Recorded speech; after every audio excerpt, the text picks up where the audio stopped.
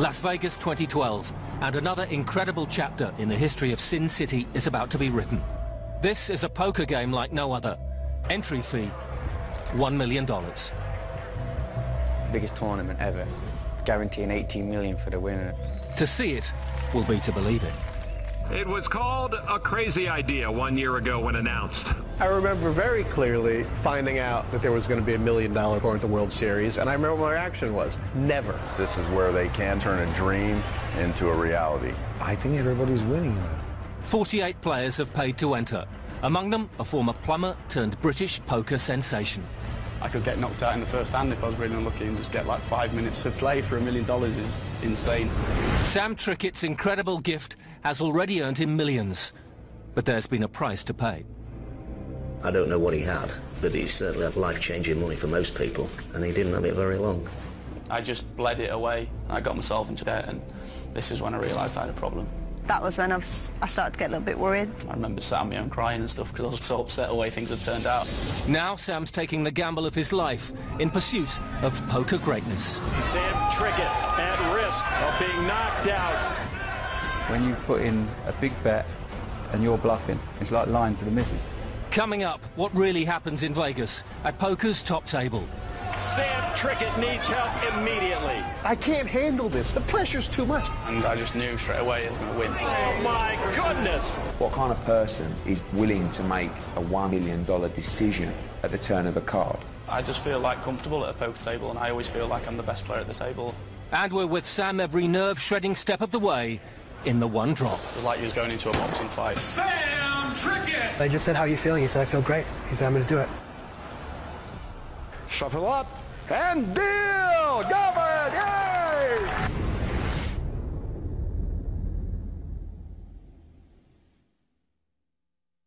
Money, money, money, money, money. I'm rolling in the money, money, money, money, money. I get that.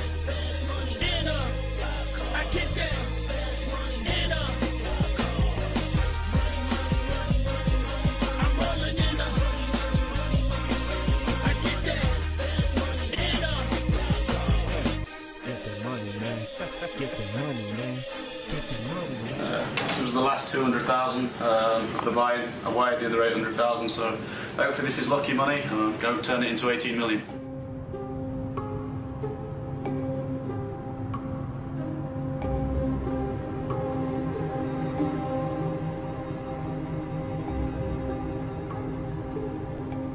There have been some whispers in the past, the last 2 years, of different $1 million tournaments, whether it be in Monte Carlo or Vegas. I wasn't sure that anyone would be able to get it together. I remember very clearly finding out that there was going to be $1 million buy-in tournament at the World Series, and I remember what my reaction was. Never. It was all like laughing about it. It's not real, like the amount of money we're going to be competing for. Started getting closer, and you realize that not only were they going to have $1 million buy-in tournament, they were going to sell out. When I heard that Sam was going to play, my first thought was, this is the spot for him. Biggest tournament ever, guaranteeing 18 million for the winner. I was feeling super confident and felt like I'd be one of the favourites in the tournament when it came round. It's so outrageous. We never thought we'd get the 48 players we set out to, but we have. And the first place prize will be $18 million, and we'll also raise over $5 million for the One Drop charity, which is a water relief organization. Many people were talking about the $1 million buy-in tournament for years, but nobody had really had the guts to just make it happen. I worry about, the kind of person that wants to sit down. Not someone who's a billionaire businessman. If he wants to put $1 million in, good luck to him. But someone really, even like Sam Trickett, and I know that there'll be stakers and there'll be other bits and pieces, but it's frightening stuff. How do you take that mentally when you bust out of that tournament without cashing? And then you just walk back to your room and you sit there and you go, $1 million? I'm really excited to think that I'm going to go pay $1 million to play a tournament that I could get knocked out in the first hand if I was really unlucky and just get like 5 minutes worth of play for $1 million is insane, really, but I'm not even sure if there'll ever be another event of this calibre. I could make history in the next 3 days. Today, poker is a multi-billion-pound industry, endorsed by celebrities, glamorized by popular culture, and played by millions. A world away from the fading image of shady characters in smoky backrooms. Poker's, it's seen a huge rise in interest from know, the hardcore fans and the casual fans, and the way that the sport or the game, if you want, has grown. When I started playing poker, there was a couple of guys, most of them addicted gamblers and brokes, just hanging out in the poker room trying to make enough scratch to survive. Nowadays, poker's on TV, poker's worldwide, poker's on the internet. It's the thing. The online revolution has meant that a whole new era of poker players have started. Young people, old people, women, men. That's what's great about poker. Anyone can sit at a table. Not anyone can be a great player, but anyone can take part. If you look, at what happened between around 2000, when internet poker went live, and 2009 or 2010, when it absolutely peaked, there's probably only been, a handful of industries or businesses or games that have had that sharp an uptick. The industry's unbelievable growth has transformed public perception of the game. In 2011, the global online poker industry was worth an estimated $30 billion a year. And yet the fundamental reason for poker's universal appeal is simple. The game remains the same. It's not just about a guy sitting there drunk with a whiskey and a cigar on the go. It's about people making mathematical decisions. The skill is knowing that you have either A, the best hand, or B, an opportunity where you have the worst hand and you can bluff your opponent off the best hand. The aim of the game is to win your opponent's cash or chips. A player will evaluate the winning probability of his cards, but the best hand doesn't always win. Effectively, there are two ways to win a poker hand. You can get the best hand, which anybody can do. You can be dealt cards. Or you can bluff. When you have the worst hand, you can push your opponent off the best hand. A mathematical brain is essential, but the great poker players combine composure with fearlessness and the gift to hide their emotions under extreme pressure. I find it fascinating looking into the minds of these poker players, just trying to understand what kind of person they are, what kind of person is willing to make a $1 or $2 million decision at the turn of a card. You have to be mentally tough, and you have to be willing to take calculated risks. If you're able to do that in a disciplined manner, you have a good chance of being successful. It's a game that you can win or lose a lot of money. I play in a lot of cash games now around town. There's chances to win big money, or if you're not on your game, you can lose a lot of money. So it's something that you have to be very competitive about at all times. You're analysing your opponent, what's happened 5 minutes ago, what happened last year when you played him in another table. I just think from a mental perspective, it's probably the most intensive sport or game that is out there. When you've put in a big bet and you're bluffing, and you've got a fella sitting opposite you or sitting next to you like 3-4 inches away, and he's trying to decide whether you're bluffing or not, and he's looking into your eyes and he's looking at your body and he's looking at the sweat beads rolling down the top of your brow. It's like lying to the missus, and she's looking at you. That one little can say, yeah, cool. When they're talking to players, they're digesting so much information, they're analysing information as the words are coming out of your mouth. You think, what a lovely guy, really interested in me. No, he's just trying to find out what kind of person you are. And smiling brightly in the middle of this unforgiving multi-million-pound industry is Sam Trickett, unknown in Britain, renowned in the world of poker after 5 years of defeating the odds.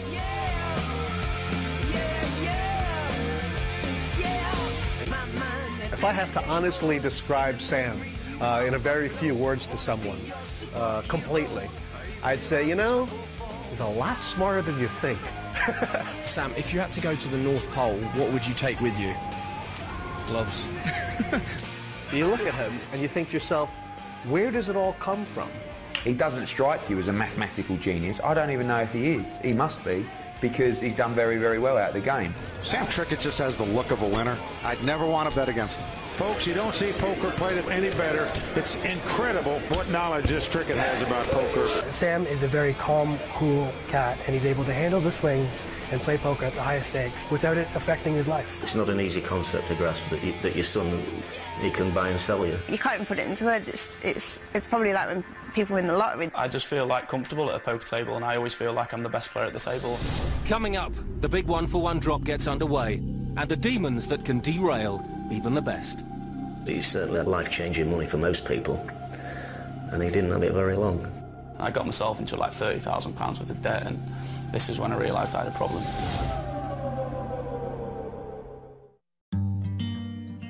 Las Vegas, And British professional Sam Trickett is about to play for the richest prize in poker history. Sometimes I don't know where this dirty road is taking me. Sometimes I don't know the reason why.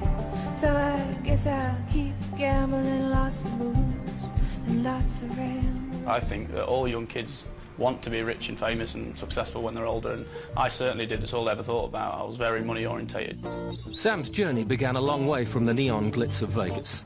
He grew up in Retford, Nottinghamshire, determined to be a footballer. He was exceptional at most sports, and to be honest, I could never see him working in an ordinary job. I was good at football when I was young. Nottingham Forest came in and asked me for trials. I kind of felt like I was a bit of a professional footballer back then as well. And from when I was like 13, 14, my attitude kind of stunk. I was actually left Forest because they offered me a reserve spot or something in the team, and I didn't want to be a sub. So at 16, the failed footballer was forced to get a real job. He was an apprentice plumber. He wasn't qualified. He was just on some, like £60 a week or something. He was up early every morning, travelling to Nottingham every day, doing his plumbing, and he didn't get a lot of money for what he was doing. Then Sam met the man who would become his best friend, a chance encounter that would change his life. I've always been sort of a bit of a gambler, and I've always enjoyed poker, and we won a poker competition. I remember Sam, first time he come, didn't really know how to play. Yeah, I remember them putting the hand rankings on the walls on bits of paper, and I'd be in a hand and I'd kind of be like, like looking to see what I was doing. And the first time I played, I think he come 8th. Just the way people was talking about poker that was experienced at the table, it was kind of like saying, oh, this guy at the bar's a card shark, and I'm like, card shark? I didn't even know what that meant. Asked him what it meant. He's like, oh, he's really good at playing cards, and I didn't even know you could be good at playing cards. Within 2 months, he won 3 in a row. To find out you could gamble at something where you could have an edge and there was a skill in the game. As soon as I found that out, I got my head down and started playing loads. And the more Sam played, the better and better he became. This is not rigged, I promise. This is not rigged, I promise. All in. All in. Wow. First time. Cheers, mate. See you. His rise was meteoric, from local pub games to high-stakes poker in less than a year. Sam quickly recognised his talent had given him an opportunity. But not even in his wildest dreams did he see this coming. It's been called the unthinkable, unbelievable, sick, and every other adjective under the sun. But most of all, it's historic. In Las Vegas, the curtain is about to go up on the one drop.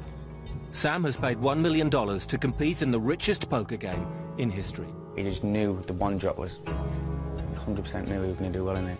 Told everybody, this is going to be my tournament, I know I'm going to do well. All the way up in the run-up, he kept saying he's got a good feeling, he had a good feeling, and we all had this good feeling. So his mind was just in the right place. He knew we were going to do well. He was really confident.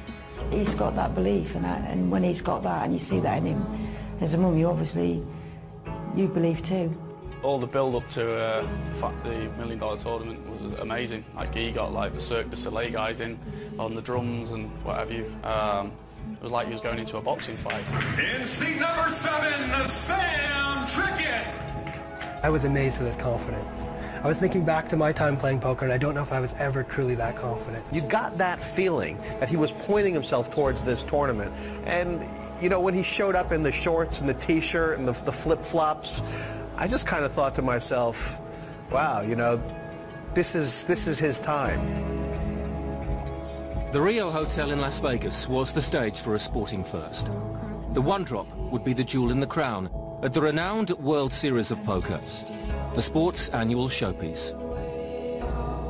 The World Series of Poker is the world's largest poker festival. It's the Olympics of poker. This is where the best poker players and amateurs collide.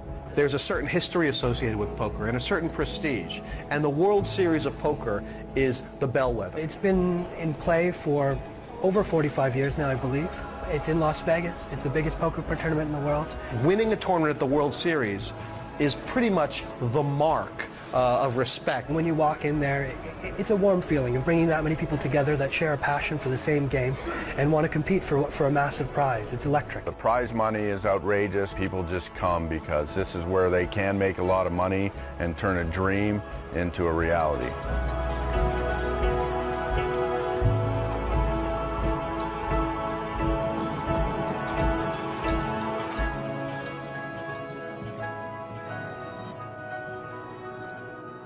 I was making more money in a few hours on a poker than I was going for a full week at work, so it was just disheartening going to work, slugging it out, when I was thinking in my head I'll just go home and make that in a few hours. He just started with his new company, they gave him a van, all new tools, and I think the boss caught him asleep, because he hadn't slept for like 2 days, so I think he'd been playing poker constant, so he got a warning, and he just said to the guy, I don't think this is for me, to be fair. Kind of like looked to me a little bit gone out, like, what are you on about, like, because he's not really into gambling, and we decided to part ways then, and I left there and had a shot at a few tournaments and what have you, and it worked out. His old boss wished him well and had heard the rumours that Sam had rather taken to poker. So what have you achieved then? Achieved a nice motor? Yeah, I've become one of the most successful poker players in the world over the last few years.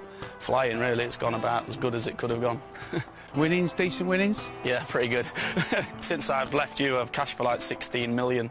So, like, I'm up there with, like, one of the most successful... 16 million? Yeah, dollars. Being wholly honest, you know, look at Sam when he was starting out, and he wasn't your average poker player. You know, when you meet Sam, he's just an ordinary bloke. But he's an ordinary bloke living in an extraordinary world. Sam, a bit of controversy, but you've taken it down with an 8-point lead, 10 grand. How you feel? I don't know why he was contesting every point, saying he was cheating for 10 points in a row. But if the start of his pro career was stunning, the world of poker would deal its precocious talent a painful lesson. When you play with top poker players, some of them can tie you up in knots. I mean, you've both got 2 cards, the flop comes down, but sometimes you just do not know where you are. It really brings it home to you how good they are and how good you have to be to win a competition. I entered a £100 tournament and I won it for like £4,500 or whatever. That was like my first big tournament, and I was playing against professionals, and I was like looking at them, like thinking, I feel like I could compete with these guys. After winning his first high-stakes game in the UK, Sam headed to Las Vegas, convinced his early success would continue. I played the tournament and I won it for like $85,000, and then I used that money to play the 5k shootout and came fourth for like $250,000. So now I had proper money. It was a shock. The first time it was $250,000, and that to me at the time was unbelievable. I thought I was one of the best in the world and thought all sorts, because it does that to you when you gain results in these big tournaments. It seems to come so easy, and you think that wasn't so hard, I didn't play that good, and you don't realise you're just running really good, and you're not as good as you think you are. You just had some good results. I don't know what he had, but he certainly had a life-changing money for most people, and he didn't have it very long. And I think a lot of it went on online poker. I think that's where most young poker players go broke. They get that feeling of invincibility, and they play higher, they play bigger, and they play in games they shouldn't against tougher opponents. When he was at home, you could tell when he was winning and when he was losing. I never used to sort of say a lot, but you could tell by his moods. Not all these guys have the life experience that they need to manage money, and I think that's why you see them spend it or blow it or gamble it or what have you. You have to stay within your limits, you have to only gamble money you can afford, and if you're a winning poker player, you want to only use a very small portion of your bankroll in any given game. I was just kind of punted my money away, my bankroll away, and I said to Tash, come on, let's buy an house, because I was worried that I wanted to have something to show for it. We arranged it all. A few weeks later, by the time we'd come back to like pay the money, I'd lost like half my money, so I only had about £50,000. So I realised now I couldn't do it. Sometimes you can lose your whole bankroll and stack, and you have to go home and lay there at night and just think, what have I done? That was when I started to get a little bit worried, because I was still working, so I was trying to give him what money I could. The thing is, I was too proud to tell anybody, especially my parents, because they'd be gutted. My friends had come up to me because I was on the magazine, the front cover of the magazines for winning Luton and stuff. They're all like, oh, must be nice to be you have all this money and that, can you lend us this, can you lend us that? And I was like, still kind of trying to lend him it, but like, because I was too proud to say, no, I haven't got it. He lost vast amounts playing till 3 or 4 in the morning. Sam had promised me twice that he wouldn't play online again with his credit card and rack up any more debts. This was after I bailed him out twice. I just bled it away, taking shots, trying to chase back and playing in games that I shouldn't. I was playing in 200, 400 PLO online with like $10,000, $20,000 buy-ins, and just like, I wasn't even good at PLO. I got myself into like £30,000 worth of debt, and this is when I realised I had a problem. Me and Tash weren't getting on. I was going out drinking all the time because I was just obviously depressed. So we weren't getting on very well. We broke up. After the rapid rise, Sam had lost it all. Owing thousands to friends and family, he left home, for South Africa. I got offered an opportunity to go to Cape Town, teach players how to play poker. And I was looking around, didn't really have anything else to do, no other way of making money. I think out of everyone, I was probably one of the only ones that didn't have an opinion. I just said to him, okay, good luck, basically, so let's see how it goes. She basically said, I think it's best you go to Africa, we're not getting on, we go separate ways, have a break. I remember sitting on the beach in Cape Town after a week or whatever, sat on my own crying and stuff, because I was so upset the way things had turned out, and I'd missed all my family and missed Tash and what have you. But I didn't have to face everybody, face interviews and face people talking about how successful I've been, asking me about money, and so I just had to go there, and it was down-to-earth people. I went for an office full of lads my age, and I was teaching them how to play, and because I was doing that day in, day out for 4 months and playing thousands of hands myself online, that's what really took my game to the next level, and I got familiar with all these tricky situations. I'd been in all them type of spots before, so now all these decisions just become really easy for me. Sam was ready to put his lessons in life and poker to the test. He would return to the professional circuit a better player and a wiser man. But this time, there would be no second chance. We'll say that every poker player has gone broke at one point or the other. And that first experience of going broke often motivates people to do it properly the second time. If you experience that, I think when you get to the top level, you can really understand what, not just life, but what poker is about, and how to stay there and remember where we were. Let's not go back there. Coming up, the one drop gets underway. And Sam Trickett is on the comeback trail in Vegas, aiming to win poker's richest ever prize. Folks, you don't see poker played at that level any better. It's incredible what knowledge this Trickett has about poker.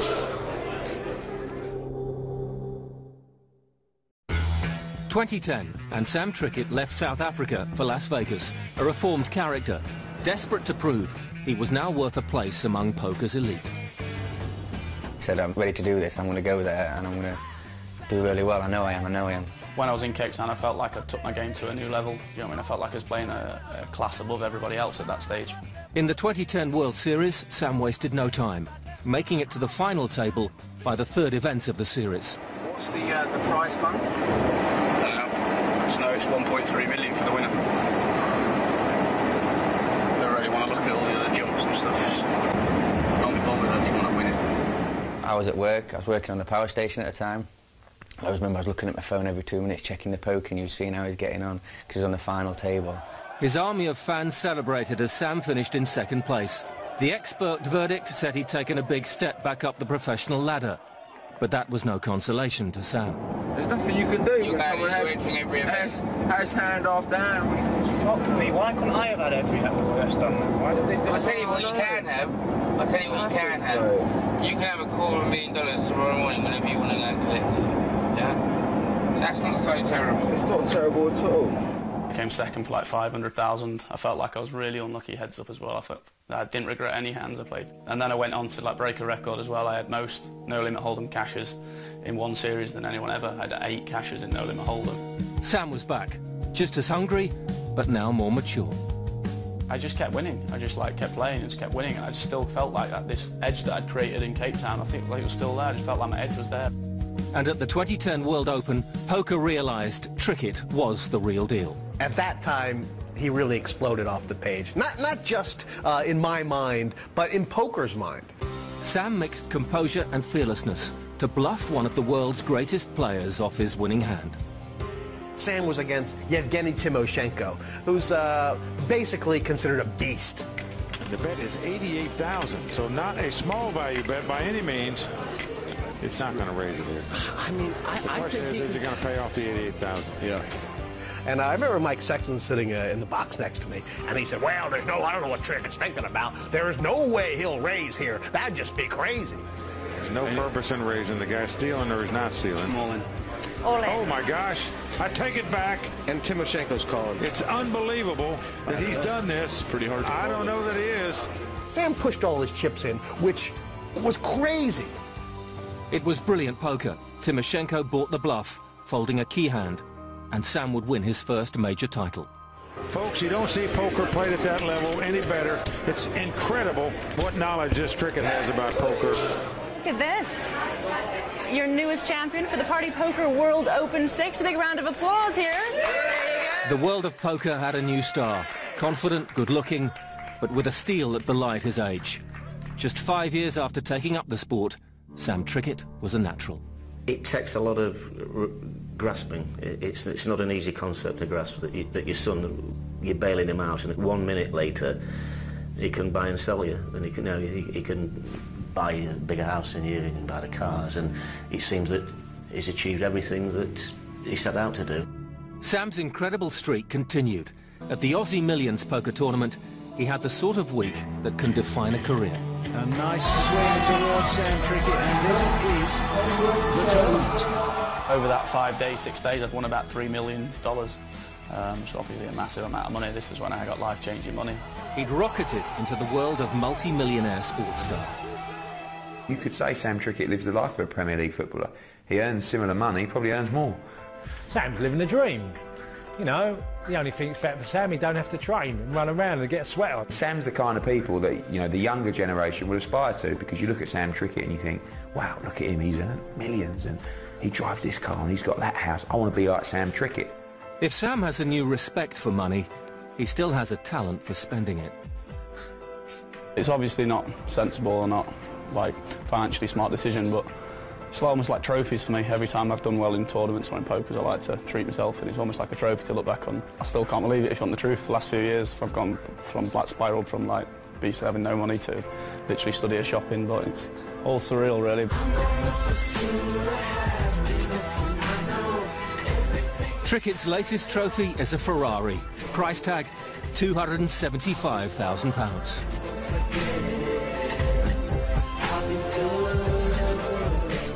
Roaring, I just felt like a lion. It was unbelievable. So yeah, I put a smile on my face. I couldn't stop smiling, like a little kid just smiling. So yeah, I think that was what did it for me. As good as sex? Depends. I'm pretty good at sex, so like probably not. You know, depends. Probably better than your sex, but like yeah, my sex now. If money is no longer an object, the desire to win burns more brightly than ever. Nothing can replace the thrill of risking and then winning it all. But as Sam discovered, the better you become, the more people take notice. Once you've made it and you make it big, people will like start mimicking your style. So then that's fine, but if they mimic it so good that they're as good as Sam then, so there might be 20 of them. The next year in 2011, I went back to the World Series, still feeling good, feeling fresh and confident, and I didn't do anything. I had no cashes, and a lot of people had tipped me to win a bracelet, what have you. Right now, do you just kind of think, I'd almost rather play bad and run good than play like you're playing? I'll take anything right now. I've played good in enough tournaments to like get my fair share of run good. I felt like people had adjusted to my style because they'd been watching me on TV, and I'd had some results on TV, and I felt like it was only till after the World Series I realised that I had to readjust and take my game, keep trying to get to the next level and stay above everyone else. Whether you're broke or you have money, the swings of poker are massive. And that same mental toughness that allowed Sam to rally from being broke to being a multi-millionaire is the same mental toughness he uses every day at the poker table. He's motivated by winning. Which is why in the summer of 2012, Sam Trickett returned to Las Vegas, determined to win the richest poker prize ever. He would be leaving nothing to chance. Got an apartment at the Palms Place myself, kept myself from everybody, and just got my head down, and I even did a little bit of research on the players, which I've never done in my life for any tournament. And going into the event, his sponsors were confident Sam was a gamble worth taking. Myself personally and another owner of Matchbook, and we've watched him progress from £100 local poker games to the highest stakes games in the world.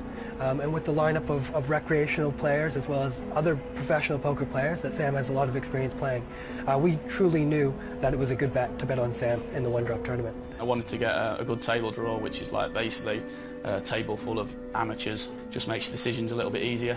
When I looked at the table draw, it wasn't so good. It could have been a lot better. Trickett had a really interesting table because it was a mix of a lot of the really young guns in poker. It wasn't any of the really big TV names, but among the elite. It was considered one of the tougher tables in the tournament.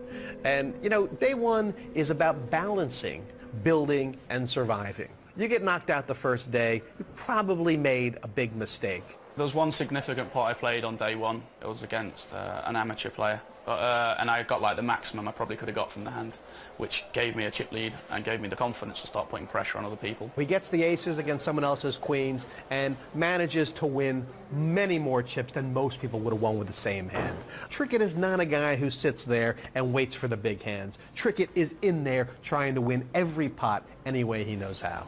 I think he finished the day on like 6.7 million, 6th out of 37 left or so, yeah.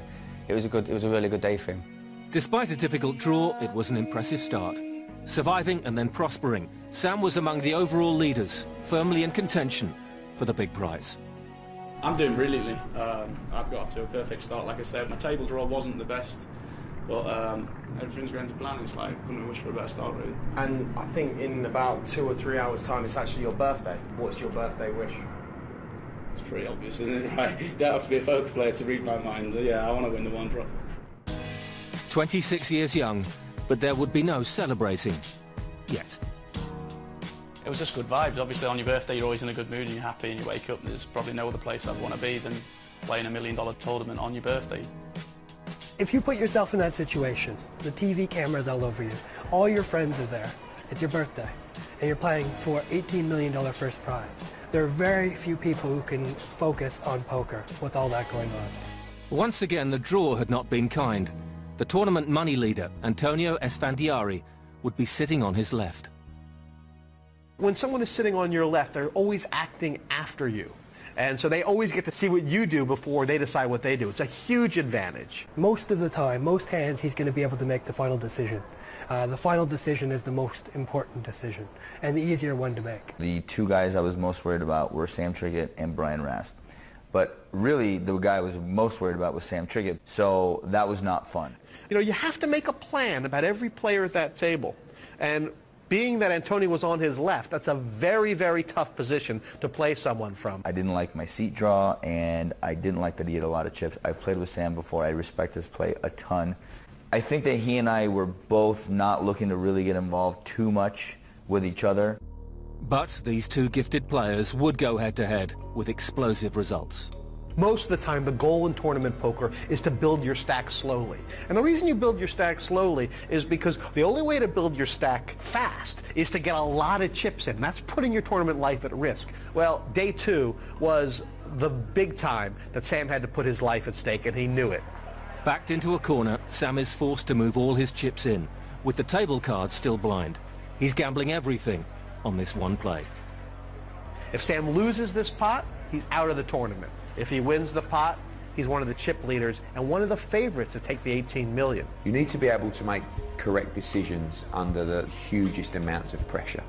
And that's a very special talent. It was a very significant pot because I had all my chips in the middle as a 70% favourite, and obviously I could lose this pot and I'm out of the tournament. So Sam here, the biggest position he's ever been in his life, he's playing a flip that's worth millions of dollars. He's never played a pot this big.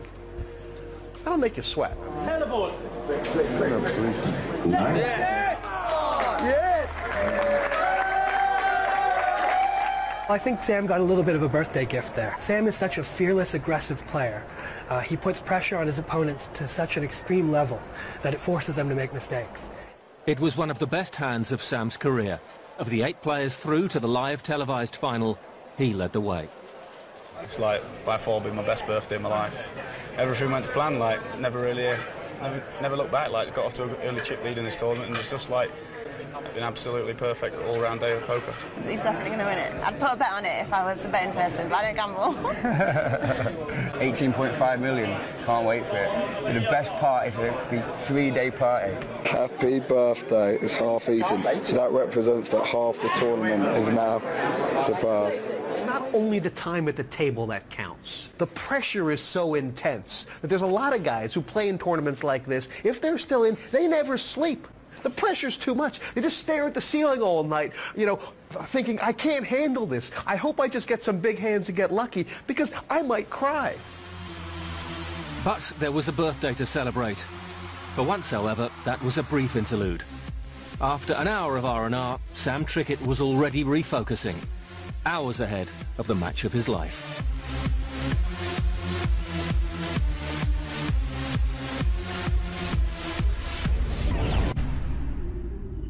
Coming up, Can the former plumber complete his incredible journey and win poker's biggest ever prize, a mouth-watering $18 million? Sam Trickett needs help immediately. Trickett has to have a diamond.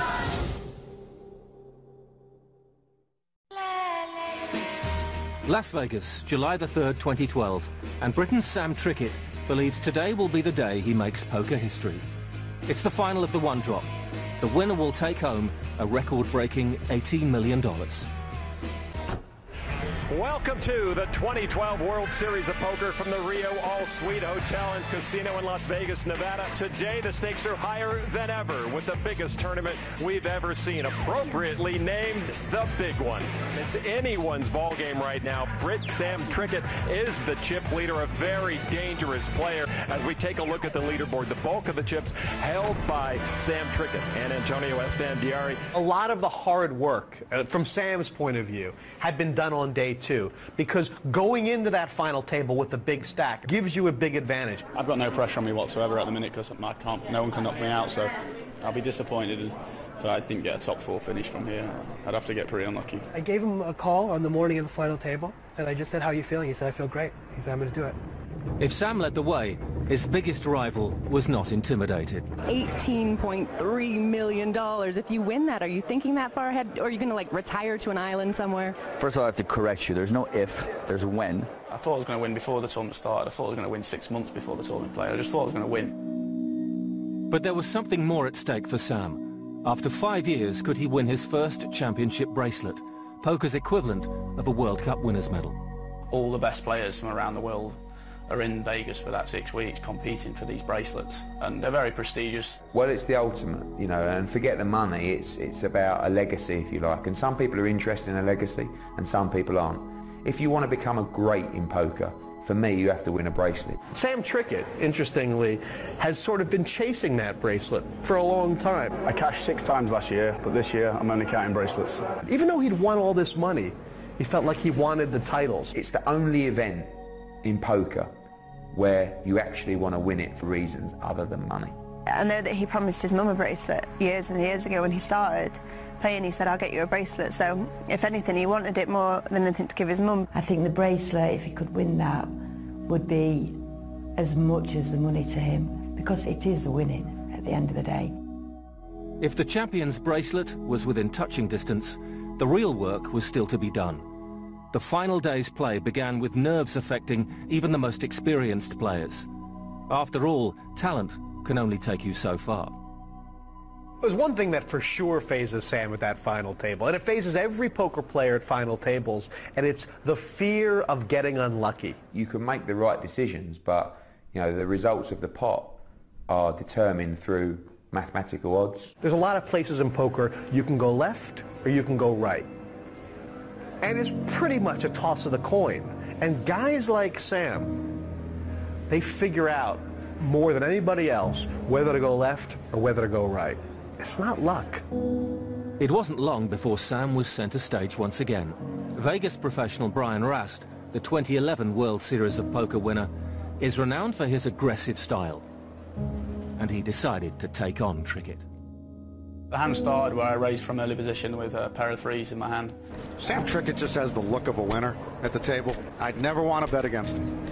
I bet, and he's called my bet. At this point, I'm pretty sure I've got the best hand. Flop came 3, 4, 8, 3 hearts. So it was like, wow, here we go. I bet 3.8 million on the turn. 3.8 million from Trickett. The American had a strong hand and was ready to do battle. Rast was setting Sam up for an early exit from the tournament.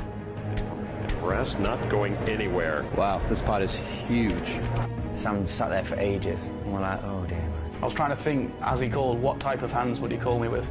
And alarm bells was kind of ringing. I felt like he had a really strong hand. I was so comfortable. In fact, I was glad he was in the situation and not me. He decided to trap me because he thought that I bluffed quite a lot. If you show people that you're scared to get your chips in the center, then that's a huge disadvantage.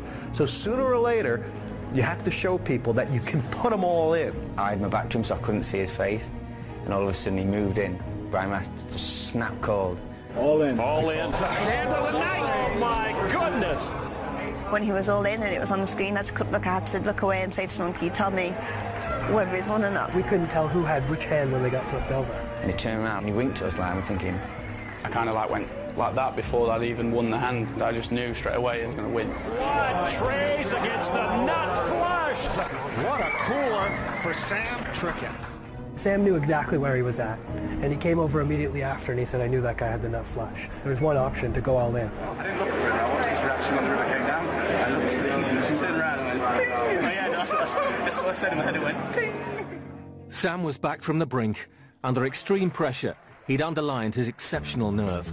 The supporting cast of challengers was soon fading away, leaving Antonio, Sam and billionaire David Einhorn as the final three. Whoever could take the scalp of the amateur Einhorn would be in a commanding position. If Antonio can dodge a 9, both he and Sam Trickett guaranteed $10 million. Queen of Spades will be the last card that David Einhorn sees in this tournament. They were down to the last two, with Sam, the outsider, still believing. There's a smile. Come on! Come on! Antonio had just won a big pot, so he had a substantial chip lead. But there were still enough chips in play that there was still a large skill element, so we were confident. Where are we going later? It's going to be a 48 hour. Day night. Andrew says it's 500,000 on the party. 500k! There was still plenty of room to manoeuvre my chips. I didn't feel like it was over by any means. I was thrilled to be heads up anyway because the money was so big now. But yeah, I was all out to win. I still felt confident. But after knocking out Einhorn, Antonio felt unbeatable. That was such a sick pot, and like I felt like it was my time. I don't get nervous until he gets heads up. I've never been that nervous. I mean, I was crying when he made it heads up. I just couldn't watch.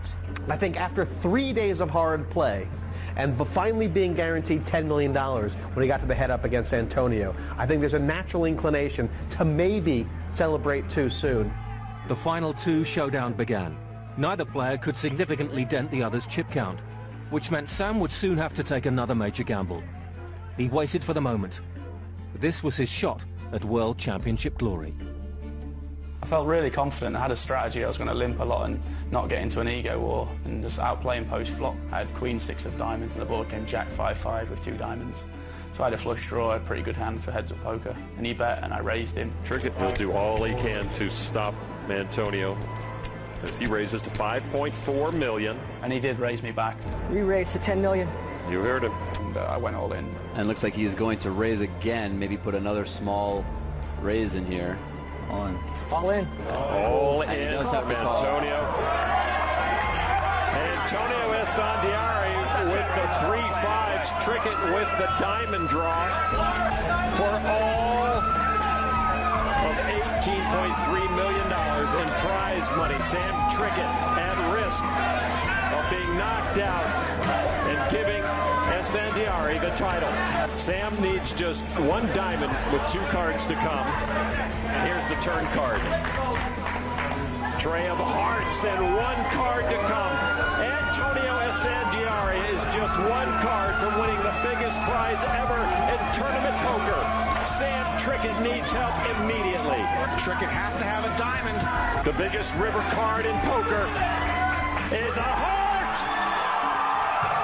Antonio Esfandiari, the magician, pulls the biggest rabbit ever out of his hat. An incredible journey, but this was a final step too far.